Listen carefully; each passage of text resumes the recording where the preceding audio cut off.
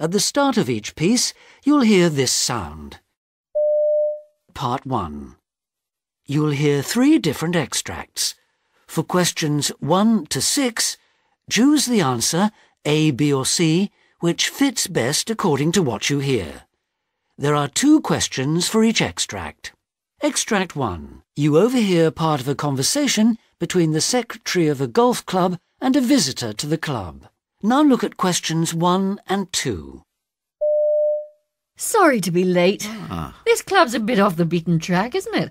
Thought I'd never find it. You don't have an in-car satellite navigation system, then? A sat-nav? No, I don't. Though I suppose I should invest in one. I often have this sort of trouble. Getting to a town's a piece of cake, but after that, well, it's not so much the cost. My friends all have them and tell me the price is going down all the time. But electronic gadgets aren't my favourite things. Fine when they work, nightmare when they don't. A little black box could hardly have been less useful than my map today, though. I wouldn't be without mine now. I won't try and blind you with science, but I do know quite a bit about satellites. The technology's amazing. Position can be pinpointed to within a metre. Of course, accuracy is down to the mapping companies who do the updating work, but new models come out all the time. It's entirely up to you, of course, but imagine never having to ask for directions again. That'll be good. I'll certainly give it some thought. Extract 2. You hear part of a discussion in which the anthropologist Paula Drew and the comedian Mike Morton are talking about their lives. Now look at questions 3 and 4. We both grew up in a fairly rough part of the city, Mike, so I'm assuming you use comedy to keep yourself safe and popular in the long run. Well, in school, as you know, if you could run fast or make people laugh, you had a very good chance of surviving and emerging unscathed. I wasn't a fast runner, so I exploited comedy to avoid unwelcome attention. It seemed to come easy, and it worked. Your type of comedy is less spontaneous than reflective. You see things from your own point of view, don't you, and create a world for other people to see, whereas I explore the world that's already there, which most people don't see. Don't you think that the key to achieving what you want in life is the realisation that it's going to be tough and the sheer persistence that gets you there in the end? What you have to have is massive self-confidence. With that, you can do anything. And being specific about what it is you want to do. Oh, well, that goes without saying. Extract 3. You hear part of a radio discussion about holiday reading. Now look at questions 5 and 6. If you're English, a nice, sad 19th century romance is very useful if you're on holiday and you get attacked by homesickness, because it conjures up dripping English autumn days perfectly. I always take something by this chap who's written a number of books about the criminal underworld of Boston, Massachusetts, which is hardly culturally or geographically a place that I know, but I find it fascinating. There's no doubt about it.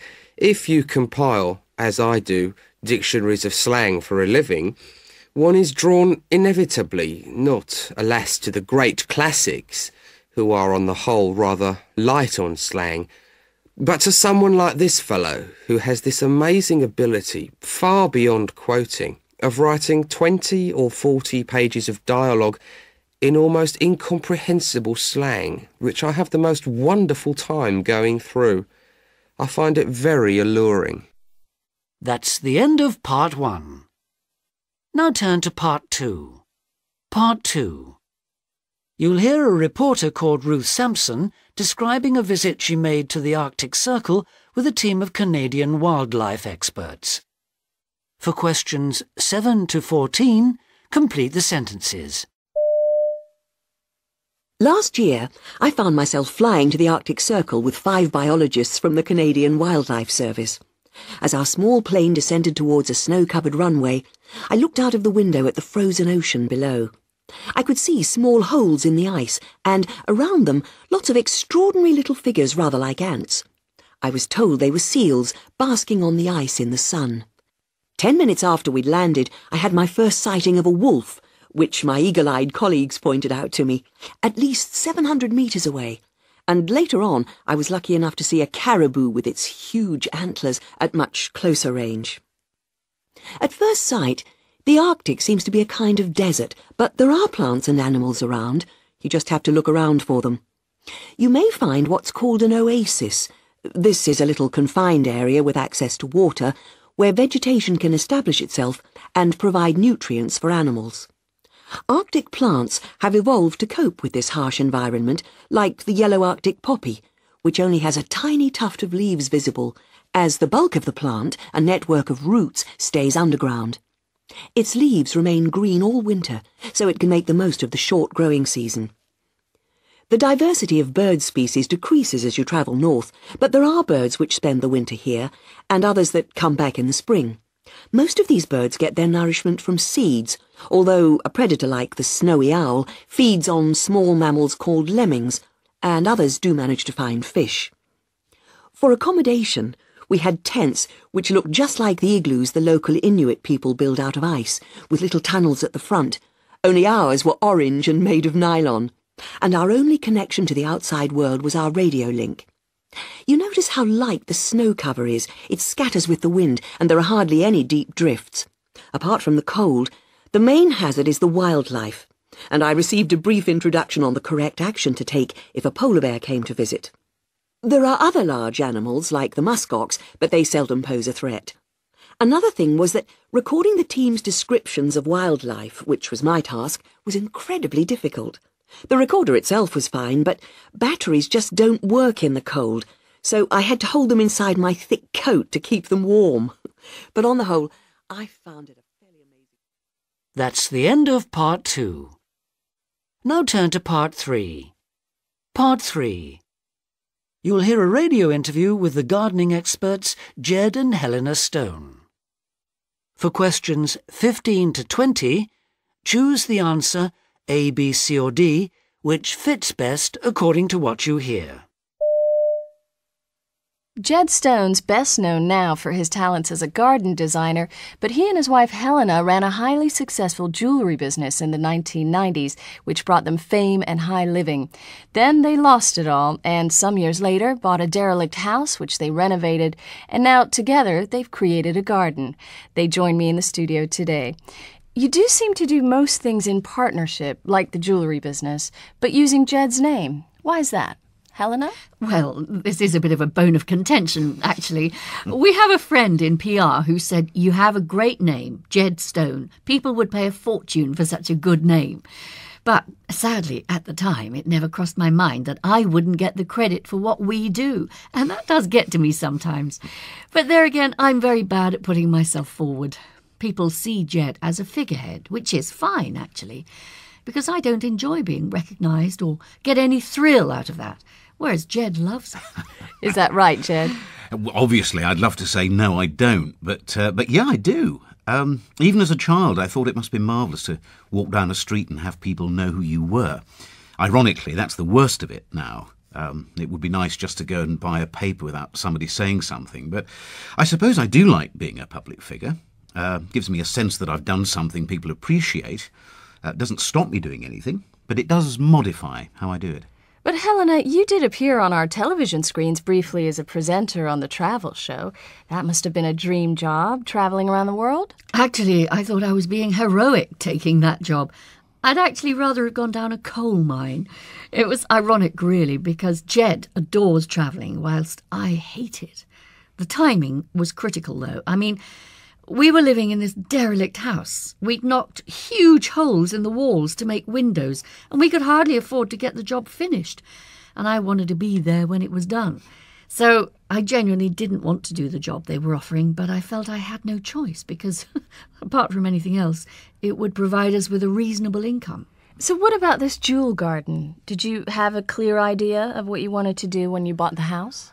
Not at all. In fact, we were provoked into action. I was giving a lecture on gardening, and I was including some snaps of our own wilderness to show what certain plants looked like. But these photos hadn't loaded onto my laptop properly, and you couldn't see a thing. So I started to make it all up, describing this jewel garden with magical colours. It came straight out of my imagination.